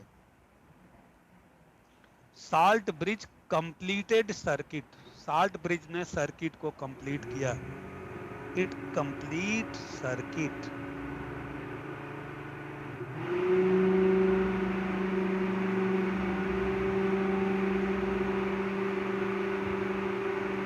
सर्किट समझते हो ना, अगर साल्ट ब्रिज बीच में नहीं होती तो करंट का लूप कैसे बनेगा, करंट नहीं होता। हाँ, करंट कंडक्ट नहीं होगी ना, जाने आने का रास्ता चाहिए ना, तो इसने लूप बनाया, सर्किट को कंप्लीट किया। तो ये फंक्शन ऑफ साल्ट ब्रिज थे, साल्ट ब्रिज का ये फंक्शन है, ठीक है। कुछ सेल में हम पोरस पार्टीशन लेते हैं, अगर हमारे इलेक्ट्रोलाइट सेमी सॉलिड स्टेट में है या सॉलिड स्टेट में है, सोल्यूशन स्टेट में नहीं है, तब ऐसा लेते हैं, ठीक है। जो सबसे मैं इम्पोर्टेंट क्लास की बात किया था वो अब स्टार्ट हो रहा है, ये तो ऑलमोस्ट पिछले ही रहे। इलेक्ट्रोकेमिकल सीरीज का मैं वास्ट एप्लीकेशन बताऊंगा। इलेक्ट्रोकेमिकल सीरीज से बहुत सारी केमिस्ट्री हम लोग 11th की जो रटते आए हैं उसको कंसेप्चुअली सीखेंगे, और आने वाला इनऑर्गेनिक केमिस्ट्री, आने वाले रिएक्शन को इलेक्ट्रोकेमिस्ट्री से सीखेंगे। बहुत सारी चीज़ें हम सीखेंगे जो इलेक्ट्रोकेमिस्ट्री चीज़ों को रटने से बचाएगी। तो इलेक्ट्रोकेमिस्ट्री, पहले तो मैं आपको बता दूं कि ये इलेक्ट्रोकेमिकल सीरीज का वास्ट एप्लीकेशन है। ये इलेक्ट्रोकेमिकल सीरीज बनाई कैसे गई, देखो, हर मेटल का मेटल इलेक्ट्रोड बनाया गया। मेटल इलेक्ट्रोड क्या होता है, एक मेटल को उसी के इलेक्ट्रोलाइट में डिप कर दिया, ये मेटल M है और इसी का इलेक्ट्रोलाइट है Mn। मेटल, हर मेटल इलेक्ट्रोड को हाइड्रोजन गैस इलेक्ट्रोड से कनेक्ट किया गया। What is hydrogen gas electrode, थोड़ा सा मैं आइडिया दूंगा, इसको हम लोग डेप्थ में करेंगे। This is hydrogen gas electrode, जिसको हम लोग C बोलते हैं, standard gas electrode. Platinum wire होगा इसमें, और ये प्लेटिनम ब्लैक होता है, और यहाँ पर इलेक्ट्रोलाइट होता है 1 molar HX, hydrogen ion concentration 1 molar होगा, और इसके सरफेस पर हाइड्रोजन गैस यहाँ फिल होती है। Hydrogen gas, pure dry hydrogen gas at 1 atm pressure, अलग अलग प्रेशर पर होगी। हर मेटल का मेटल इलेक्ट्रोड बनाया गया और उस मेटल इलेक्ट्रोड को बारी बारी से हाइड्रोजन गैस इलेक्ट्रोड से कनेक्ट किया गया। ये देखा गया कि कुछ मेटल इलेक्ट्रोड को जब हाइड्रोजन गैस इलेक्ट्रोड से कनेक्ट किया गया तो उस पर मेटल इलेक्ट्रोड में एनोडिक रिएक्शन हुआ, ऑक्सीडेशन हुआ, और हाइड्रोजन गैस इलेक्ट्रोड में रिडक्शन हुआ। ऐसे मेटल इलेक्ट्रोड का रिडक्शन पोटेंशियल निगेटिव आया, यानी इसने एनोडिक हाफ सेल बनाया और इसने कैथोडिक हाफ सेल बनाया, यानी रिएक्शन हुआ। एनोडिक रिएक्शन क्या हुआ, ये neutral metal plate metal ion में ऑक्सीडाइज हुई by loss of n electron, और hydrogen gas cathodic reaction, hydrogen ion जो सोल्यूशन में प्रेजेंट है 1 मोलर, ये हाइड्रोजन आयन इलेक्ट्रॉन को गेन करके हाइड्रोजन गैस में कन्वर्ट हुआ, ये कैथोडिक रिएक्शन हुआ। कुछ मेटल के साथ तो ऐसा हुआ, लेकिन इसी हाइड्रोजन गैस इलेक्ट्रोड से कुछ मेटल इलेक्ट्रोड को कनेक्ट किया गया तो वहां उल्टा पाया गया। क्या उल्टा पाया गया? इसी हाइड्रोजन गैस इलेक्ट्रोड से कुछ मेटल इलेक्ट्रोड को कनेक्ट किया गया तो उस मेटल इलेक्ट्रोड में रिडक्शन हुआ और हाइड्रोजन गैस इलेक्ट्रोड पर ऑक्सीडेशन हुआ। जैसे कॉपर, सिल्वर, गोल्ड, अगर इनका इलेक्ट्रोड बनाया गया और इसको हाइड्रोजन गैस इलेक्ट्रोड से कनेक्ट किया गया तो देखा गया रिएक्शन उल्टा हुआ। अब एनोडिक रिएक्शन, हाइड्रोजन का ऑक्सीडेशन हुआ, इसमें जो हाइड्रोजन गैस है वो हाइड्रोजन गैस हाइड्रोजन आयन में कन्वर्ट हुई, हाइड्रोजन आयन में बाय लॉस ऑफ 1 इलेक्ट्रॉन। और यहाँ जो मेटल आयन है, क्यूपरिक आयन है, मेटल आयन इलेक्ट्रॉन एक्सेप्ट करके न्यूट्रल मेटल में कन्वर्ट हुआ, यानी मेटल इलेक्ट्रोड में रिडक्शन होने लगा, रिडक्शन जब हाइड्रोजन गैस। और कुछ मेटल इलेक्ट्रोड में क्या हुआ? ऑक्सीडेशन। वो मेटल इलेक्ट्रोड जिनमें ऑक्सीडेशन हुआ उनका रिडक्शन पोटेंशियल नेगेटिव पाया गया। इस सेल का जो ई सेल आएगा पोटेंशियल, वो वास्तव में इस मेटल का इलेक्ट्रोड पोटेंशियल होगा, क्योंकि हाइड्रोजन का ऑक्सीडेशन पोटेंशियल और रिडक्शन पोटेंशियल दोनों जीरो होता है। हाइड्रोजन दोनों जीरो होता है। देखो इस रिएक्शन का भी इलेक्ट्रोड पोटेंशियल जीरो, और जब हाइड्रोजन का ऑक्सीडेशन हो रहा है तब भी जीरो। तो इस तरह से सारे मेटल इलेक्ट्रोड को बारी बारी से हाइड्रोजन गैस इलेक्ट्रोड से कनेक्ट किया गया, और कनेक्ट किया गया तो जो सेल बना उस सेल का ई सेल वास्तव में इस मेटल का इलेक्ट्रोड पोटेंशियल था, क्योंकि हाइड्रोजन का तो जीरो। जब इसी हाइड्रोजन गैस इलेक्ट्रोड को कुछ मेटल से कनेक्ट किया गया तो देखा गया उन मेटल इलेक्ट्रोड में रिडक्शन हो रहा है और हाइड्रोजन गैस इलेक्ट्रोड में ऑक्सीडेशन हो रहा है, और इस सेल का जो ई सेल आया वो वास्तव में इस मेटल का रिडक्शन पोटेंशियल आया। और ये जब सेल बनाया गया कुछ मेटल के साथ ये ऑक्सीडेशन, तो इसका जो इलेक्ट्रोड पोटेंशियल आया, इस मेटल का इलेक्ट्रोड पोटेंशियल। इस तरह से IUPAC कमेटी ने, ठीक है, सारे मेटल को हाइड्रोजन गैस इलेक्ट्रोड से बारी बारी से कनेक्ट किया गया, सारे मेटल का इलेक्ट्रोड पोटेंशियल निकाला गया, और इन सारे मेटल के इलेक्ट्रोड पोटेंशियल को इंक्रीजिंग ऑर्डर में अरेंज किया गया, और उसी ऑर्डर को हम लोग बोलते हैं इलेक्ट्रोकेमिकल सीरीज। क्या बोलते हैं? Electrochemical series. इलेक्ट्रोकेमिकल सीरीज इस तरह से बारी बारी सारे मेटल का इलेक्ट्रोड पोटेंशियल निकाला ना, सारे मेटल, लिथियम को, सोडियम को, पोटेशियम का इलेक्ट्रोड बनाया, लिथियम को लिथियम आयन में हाँ एनोन। तो वो मेटल, कुछ मेटल एनोडिक हाफ सेल की तरह से बिहेव किया और कुछ मेटल कैथोडिक हाफ सेल की तरह से। इन सारे मेटल का इलेक्ट्रोड पोटेंशियल निकाला गया और उसी इलेक्ट्रोड पोटेंशियल के इंक्रीजिंग ऑर्डर में अरेंज किया गया, जिस सीरीज को हम लोग इलेक्ट्रोकेमिकल सीरीज बोलते हैं। IUPAC कन्वेंशन के अनुसार, आपके NCERT के अनुसार इलेक्ट्रोकेमिकल सीरीज इलेक्ट्रोड पोटेंशियल के डिक्रीजिंग ऑर्डर में है, ठीक है। फ्लोरीन सबसे ऊपर, लिथियम सबसे नीचे, बट आपके मॉड्यूल के अनुसार इलेक्ट्रोकेमिकल सीरीज इंक्रीजिंग ऑर्डर में है। आपके मॉड्यूल के अनुसार हम लोग लिखेंगे तो इसको इलेक्ट्रोकेमिकल सीरीज बोलते हैं। इस सीरीज को मैं इसलिए बताऊंगा, इसके मैं मोर देन 100 एप्लीकेशन बताऊंगा। ये सीरीज, ये ऑर्डर सिर्फ आपको पता है तो आप बहुत सारी केमिस्ट्री रटने से बच जाओगे, ठीक है। तो एक एक मेटल का इलेक्ट्रोड पोटेंशियल निकाला गया। जब लिथियम को हाइड्रोजन गैस इलेक्ट्रोड से कनेक्ट किया गया तो लिथियम का रिडक्शन पोटेंशियल, ये मैं लिथियम का रिडक्शन शो कर रहा हूं या लिथियम का ऑक्सीडेशन शो कर रहा हूं? लिथियम आयन इलेक्ट्रॉन गेन करके रिड्यूस हुआ ना, तो यहाँ जो मैं लिखूंगा वो लिथियम का रिडक्शन पोटेंशियल होगा या oxidation potential? Reduction potential. Reduction potential. ये -3.032 -3.05, कहीं कहीं आपको मिल जाएगा -3.05, कंफ्यूज नहीं होना है, ठीक है। इसके बाद पोटेशियम का रिडक्शन पोटेंशियल, पोटेशियम, ठीक है, इसका रिडक्शन पोटेंशियल -2.92 समथिंग होता है, जिसको राउंड ऑफ करेंगे तो -2.93। इसके बाद आया सीजियम, सीजीएम का रिडक्शन पोटेंशियल मैं लिख रहा हूँ, ठीक है। ये थोड़ा सा यहाँ पेशेंस रखना पड़ेगा क्योंकि इसका मैं वास्ट एप्लीकेशन बताऊंगा, ठीक है। यानी रिडक्शन पोटेंशियल के इंक्रीजिंग ऑर्डर में मैं लिखता जा रहा हूँ। इसके बाद बेरियम, एक आइडिया होनी चाहिए आपको, वैल्यू तो याद नहीं रहेगी बट ये आइडिया रहनी चाहिए। इसको ट्रिक से भी याद कर लेते हैं ऑर्डर को, लेकिन पहले मैं ट्रिक नहीं बताऊंगा, ट्रिक पॉइजनस होता है। पहले ये सारी चीजें देखिए। बेरियम, इसके बाद कैल्शियम आयन, ये 2 इलेक्ट्रॉन गेन किया, रिडक्शन पोटेंशियल इसका -2.87 कैल्शियम में कन्वर्ट हुआ, और इसका ठीक वही होता है जो फ्लोरीन का होता है, बट फ्लोरीन का पॉजिटिव और इसका निगेटिव है। अच्छा, ये इनका स्टैंडर्ड रिडक्शन इलेक्ट्रोड पोटेंशियल है, ई नॉट रिडक्शन है, इसको क्या बोलेंगे, E naught reduction, standard reduction electrode potential है। ये रिडक्शन पोटेंशियल है, तो ऑक्सीडेशन पोटेंशियल क्या हो जाएगा, माइनस की जगह पर साइन क्या कर दोगे, प्लस, इसी का पॉजिटिव, साइन नेगेटिव की जगह पर क्या कर दें, पॉजिटिव। तो ये मैंने रिडक्शन पोटेंशियल लिखा है, तो इनका ऑक्सीडेशन पोटेंशियल क्या हो जाएगा, पॉजिटिव, ठीक है। देन सोडियम, सोडियम तो याद ही रहना चाहिए, सोडियम का रिडक्शन पोटेंशियल -2.7,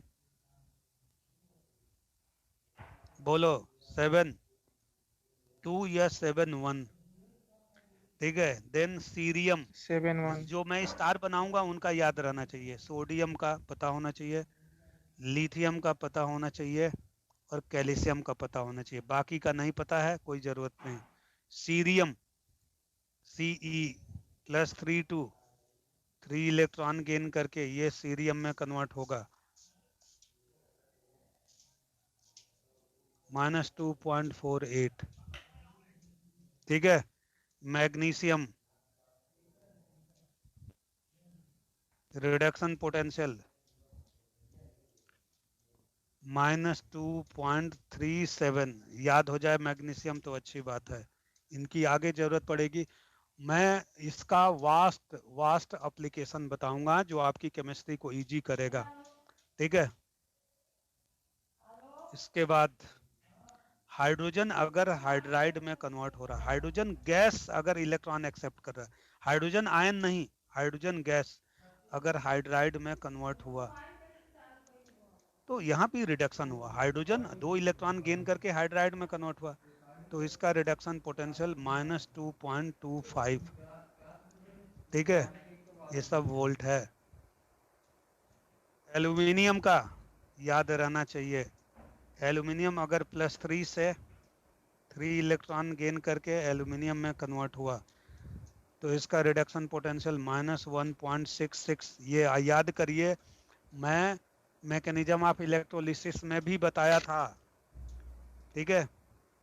अगर वाटर का रिडक्शन हो रहा है, वाटर 2 इलेक्ट्रॉन एक्सेप्ट करके हाइड्रोजन गैस और हाइड्रोक्सिल एनायन में कन्वर्ट हो रहा है, ये बताओ वाटर का ऑक्सीडेशन हुआ या रिडक्शन, इलेक्ट्रॉन गेन किया, आगे ये रिएक्शन की जरूरत पड़ेगी, तो इसका -0.83 हम लोग नियरली लेते हैं, 82 की जगह पर 83 लेते हैं, ठीक है। वाटर का रिडक्शन हो रहा है, जिंक आयन अगर रिड्यूस हुआ, सामने कौन है उस पर डिपेंड करेगा, कॉपर के साथ तो जिंक ऑक्सीडाइज हुआ था, लेकिन अगर ऊपर वालों के साथ अगर इसको कंबाइन कर दिया जाए तो ये रिड्यूस होगा, जिंक न्यूट्रल जिंक में कन्वर्ट हो गया, और इसका रिडक्शन पोटेंशियल -0.76, ये तो हम करते आ रहे हैं।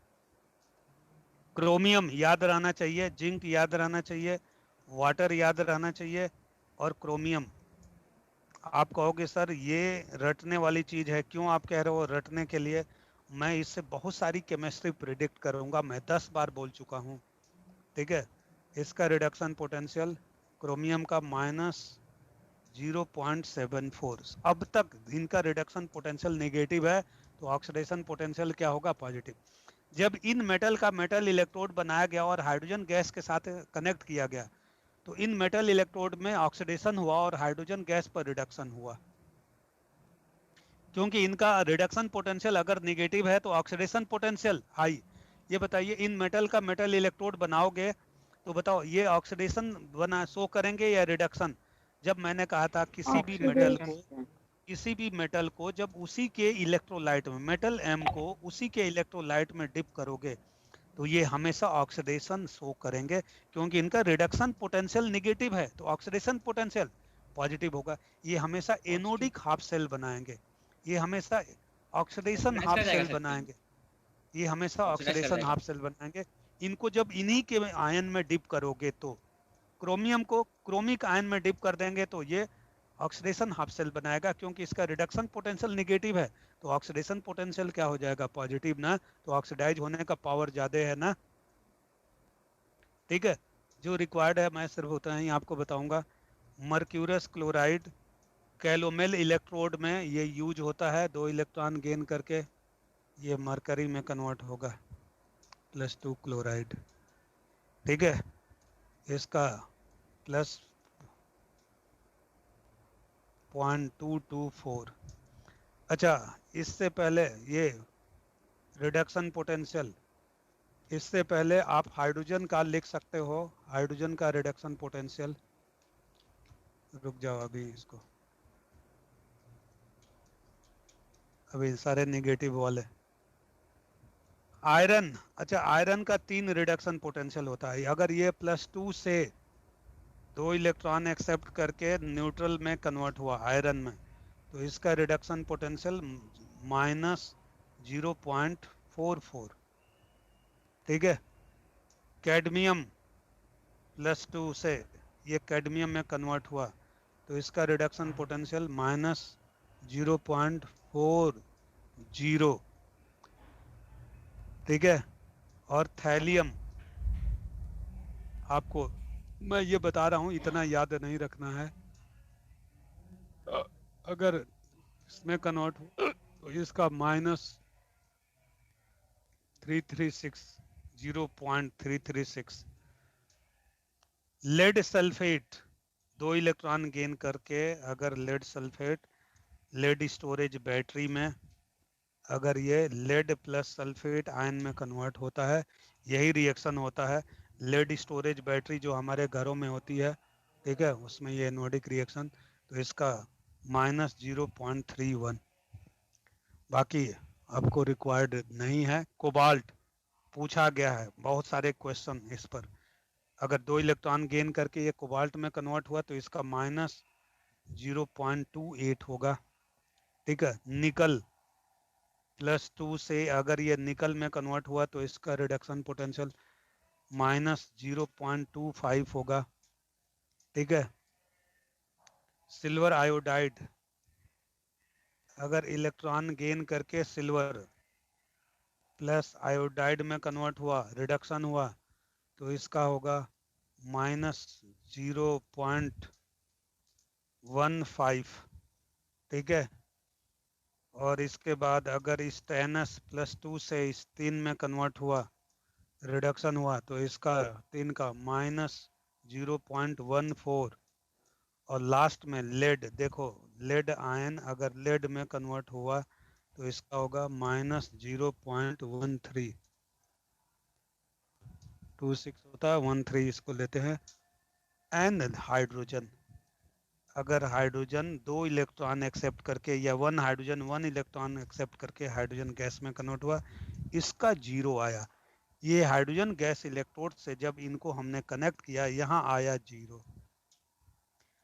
हाइड्रोजन का रिडक्शन पोटेंशियल भी 0 और ऑक्सीडेशन, यानी जब इस हाइड्रोजन गैस इलेक्ट्रोड से जब इन सारे मेटल को कनेक्ट किया गया तो इन मेटल इलेक्ट्रोड में रिडक्शन ऑक्सीडेशन हुआ और हाइड्रोजन गैस इलेक्ट्रोड में रिडक्शन हुआ, यानी इन्होंने एनोडिक हाफ सेल बनाया। इन्होंने कौन सा हाफ सेल बनाया? Anodic half cell. ठीक है, अच्छा ये सारे मेटल आयन अगर इलेक्ट्रोलिटिक सेल में हैं, मैकेनिज्म ऑफ इलेक्ट्रोलिसिस पर चलो, अगर ये सारे मेटल आयन किसी इलेक्ट्रोलाइट में प्रेजेंट हैं, कैथोड पर ये सारे मेटल आयन जाएंगे, आप बताइए सबसे पहले किस मेटल आयन का कैथोड पर रिडक्शन होगा? सबसे पहले रिडक्शन किस मेटल आयन का होगा जिसका रिडक्शन पोटेंशियल कम? सबसे Lead. पहले लेड का, देन टिन का, देन निकल का, देन कोबाल्ट का, देन थैलियम, लास्ट में कौन कैथोड पर रिड्यूस होगा? लिथियम। ठीक है, तो ये निगेटिव वाले थे। अब निगेटिव वालों के बाद नंबर किसका आएगा? पॉजिटिव वालों का हाइड्रोजन। ठीक है, पॉजिटिव वालों में मेनली मैं मेटल की बात करूंगा। कॉपर अगर +2 से +1 में गया, कॉपर +1 में, तो इसका रिडक्शन पोटेंशियल +0.18। अब देखो पॉजिटिव वाले आने लगे। ठीक है, सिल्वर क्लोराइड अगर एक इलेक्ट्रॉन गेन करके सिल्वर प्लस क्लोराइड में कन्वर्ट हुआ तो इसका रिडक्शन पोटेंशियल +0.22। ठीक है, इसके बाद पैलेडियम अगर +2 में कन्वर्ट हुआ, मर्क्यूरस क्लोराइड इलेक्ट्रॉन एक्सेप्ट करके अगर मरकरी प्लस क्लोराइड में कन्वर्ट हुआ, 2 मरकरी + 2 क्लोराइड, तो 2 इलेक्ट्रॉन, तो इसका रिडक्शन पोटेंशियल +0.244। यानी इन सारे पॉजिटिव वालों का। कॉपर अगर +2 से, कॉपर पहले आ चुका है, 0 में अगर गया 2 इलेक्ट्रॉन गेन करके, तो इसका रिडक्शन पोटेंशियल +0.34 जो मैंने बताया था। लेकिन कॉपर अगर +2 से +1 में गया तो +188। ठीक है, एक ही मेटल का अलग अलग स्टेट में अलग अलग रिडक्शन पोटेंशियल है। यही कॉपर अगर +1 से 0 में गया रिडक्शन, तो इसका रिडक्शन पोटेंशियल +0.52। ठीक है, आयोडीन अगर आयोडाइड में कन्वर्ट हुआ, इलेक्ट्रॉन गेन किया, 2 आयोडाइड 2 इलेक्ट्रॉन गेन किया, तो इसका रिडक्शन पोटेंशियल +0.53। जो रिक्वायर्ड है मैं वही आपको लिख रहा हूँ, ओवरलोडेड नहीं कर रहा हूँ। ठीक है, ऑक्सीजन गैस अगर एसिडिक मीडियम में इलेक्ट्रॉन गेन करके वाटर में हाइड्रोजन पेरोक्साइड में कन्वर्ट हुआ, तो इसका रिडक्शन पोटेंशियल +0.6369 हाइड्रोजन पेरोक्साइड में अगर कन्वर्ट हुआ। मर्क्यूरस Hg2, मर्क्यूरस अगर 2 इलेक्ट्रॉन गेन करके मरकरी में कन्वर्ट हुआ, तो इसका रिडक्शन पोटेंशियल +0.79। ठीक है, और अगर मर्क्यूरिक, देखो मर्क्यूरस और मर्क्यूरिक में अंतर है। मर्क्यूरिक 2 इलेक्ट्रॉन गेन करके अगर मर्क्यूरस में कन्वर्ट हुआ, तो इसका रिडक्शन पोटेंशियल +0.92। ये याद रखिएगा, मर्क्यूरस एंड मर्क्यूरिक, ये मर्क्यूरस में कन्वर्ट हुआ। ठीक है, इसके बाद सीधे मैं आ जाऊंगा ब्रोमीन। ब्रोमीन अगर ब्रोमाइड में कन्वर्ट हुआ बाई गेन ऑफ 2 इलेक्ट्रॉन, तो इसका 1.09। क्लोरीन अगर क्लोराइड में कन्वर्ट हुआ, तो इसका 1.36। ठीक है, और अगर पर magnet MnO2 pyrolusite oxidising agent है, एसिडिक मीडियम है, 4 आयन के प्रेजेंट में 4 इलेक्ट्रॉन ये एक्सेप्ट करेगा, और ये कन्वर्ट हुआ मैग्नस आयन में, वही MnO2 और +2 मोल वाटर, तो इसका रिडक्शन पोटेंशियल होगा +1.23। लेकिन अगर डाइक्रोमेट Cr2O7 -2 14 मोल H आयन, 11th में आपने इसको वैलेंस किया होगा, +6 इलेक्ट्रॉन, ये ऑक्सीडाइजिंग एजेंट है, ये क्रोमिक आयन में कन्वर्ट हुआ, एंड 7 मोल वाटर, ये हाफ सेल रिएक्शन आपने किया होगा, इसका रिडक्शन पोटेंशियल होता है +1.33। ठीक है, और पर मैग्नेट एनायन, ये काफ़ी इंपॉर्टेंट रिएक्शन है, जब डी ब्लॉक हम लोग पढ़ेंगे वहाँ मैं बताऊंगा इनका क्या यूज है। 5 मोल इलेक्ट्रॉन एक्सेप्ट करेगा, एन फैक्टर इसका 5, ये मैग्नस में कन्वर्ट होगा, +4 मोल वाटर, तो इसका होता है +1.51। ठीक है, और लास्ट में गोल्ड AU मेटल की मैं बात कर रहा हूँ, बाकी जो रिक्वायर्ड नहीं है उसका कोई मतलब नहीं। इसका गोल्ड का बताइए +1.50, जबकि आपकी एनसीईआरटी के अनुसार +1.42। ये ध्यान दीजिए अकॉर्डिंग टू एनसीईआरटी, लेकिन जितने बड़ी बुक्स हैं उन्होंने 1.51 दिया है, ठीक है। और लास्ट में फ्लोरीन, फ्लोराइड में जब कन्वर्ट होगा by gain of 2 electron, 2 mole fluoride, तो इसका रिडक्शन पोटेंशियल +2.87। यानी आपने देखा लोवेस्ट रिडक्शन पोटेंशियल किसका था, लिथियम का, -3.05, -3.032, -3.05, और हाईएस्ट रिडक्शन पोटेंशियल किसका है, फ्लोरीन का। फ्लोरीन का हाईएस्ट है 2.87। अब लिखो application of above electrochemical series, ये जो रिडक्शन पोटेंशियल के इंक्रीजिंग ऑर्डर में मैंने लिखा है। Significance of above electrochemical series, ये मैंने क्यों इतना लंबा चौड़ा लिखा, सिग्निफिकेंस ऑफ एबव, ऊपर वाली एबव इलेक्ट्रोकेमिकल सीरीज।